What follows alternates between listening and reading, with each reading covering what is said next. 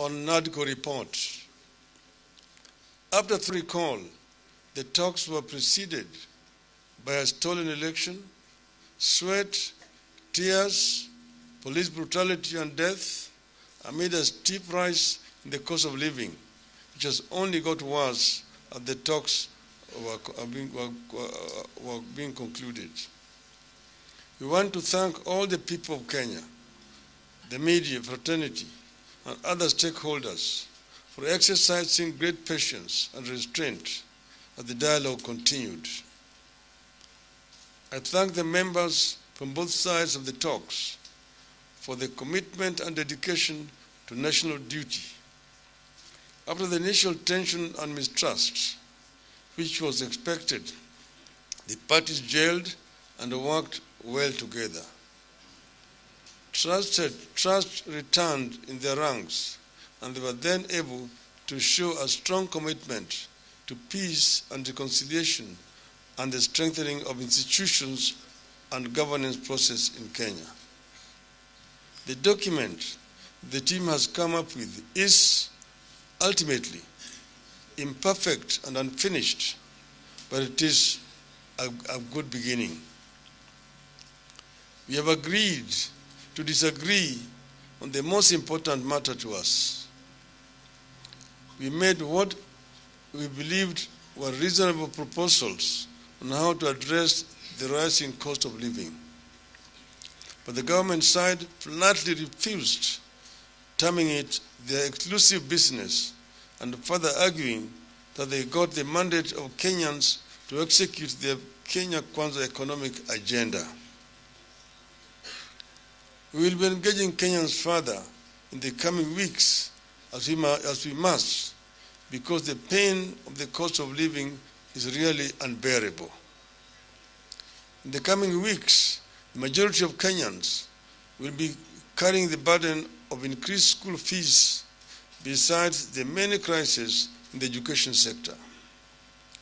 Be that as it may, we have come this far because of a commitment to constructive engagement and positive energy and sacrifice for the sake of our beloved country, Kenya. Our team was able to get positive results on a number of the issues that we had set out in our demands.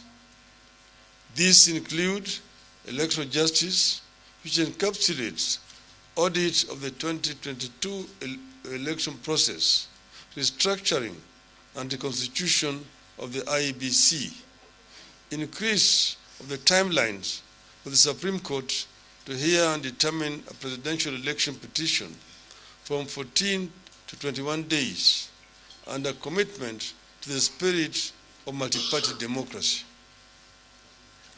We were also able to agree on the transfer of all devolved functions and the requisite resources to the county governments, in addition to amending the constitution to provide for the equitable share of the county governments to not less than 20% of all revenue collected by the national government from the current 15%, and the establishment of the World Development Fund. We believe that these are significant reform mileages that, if implemented, can help strengthen our governance and electoral processes and safeguard the march of democracy in Kenya. Azimio, however, remains deeply disappointed that the committee was not able to agree on the one fundamental issue on which Kenyans are united across the political divide. The two teams were unable to agree on the need and the means to reduce the cost of living. This is why we have described the document the committee presented as imperfect and unfinished. It was not for lack of trying on our part that the committee was unable to agree on the issue of cost of living. Kenyans will recall that at the beginning of the talks, the Kenya Kwanza administration was adamant that cost of living would never be taken to the discussion table, let alone being discussed. The Kenya Kwanza had insisted that the only issues it was ready to discuss were the reconstitution of the IEBC, implementation of the two-thirds gender rule, entrenchment of Constituency Development Fund, establishment and entrenchment of the office of the Leader of the Opposition, and the embedment of the office of Prime Cabinet Secretary. Through persistence and insistence, we forced cost of living onto the table. We had hoped that as the talks progressed, while life got harder for Kenyans, Kenya Kwanza leaders could have the empathy, soften their hearts, and agree to lessen the burden their policies had imposed on Kenyans. Our delegation pushed for the complete overhaul of the Finance Act 2023, which had come with harsh taxation measures and made and continue to make life unbearable to an overwhelming majority of Kenyans. At no expense to the government, we deployed our team of economists to recommend to the administration measures which, if adopted, would immediately bring the cost of living down.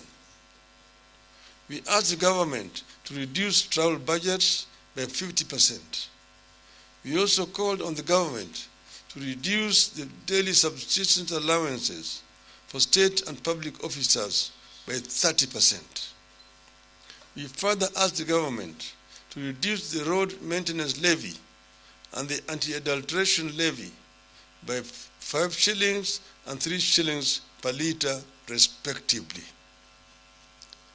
Our team further asked the government to reduce VAT on fuel from 16% to 8%. We called on the government to scrap the housing levy, or at least make it voluntary. Unfortunately, Kenya Kwanza would not budge.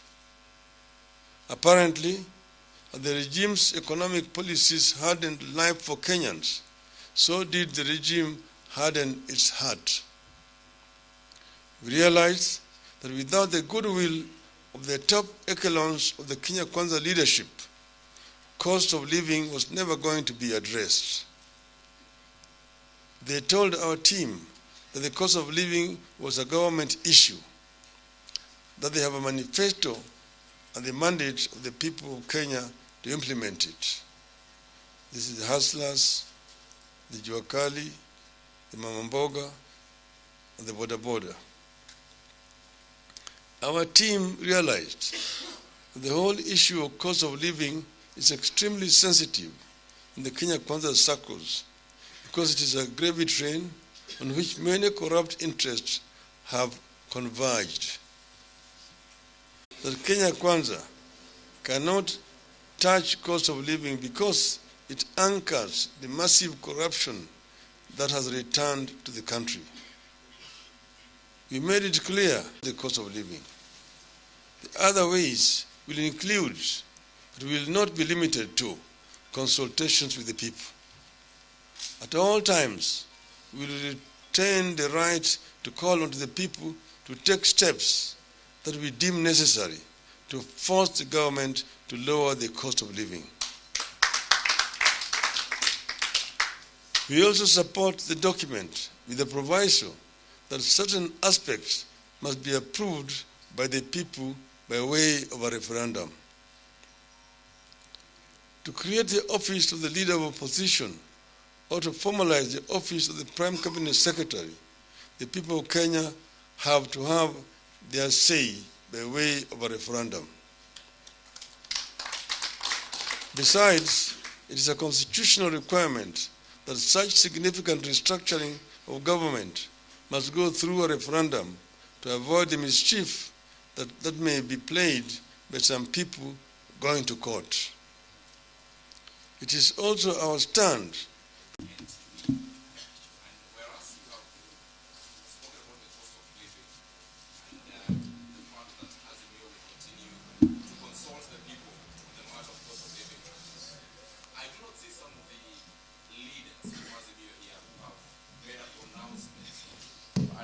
rejecting this particular report. I'm speaking about Martha Karua and also Eugene Wamalwa, who's a member of that particular committee.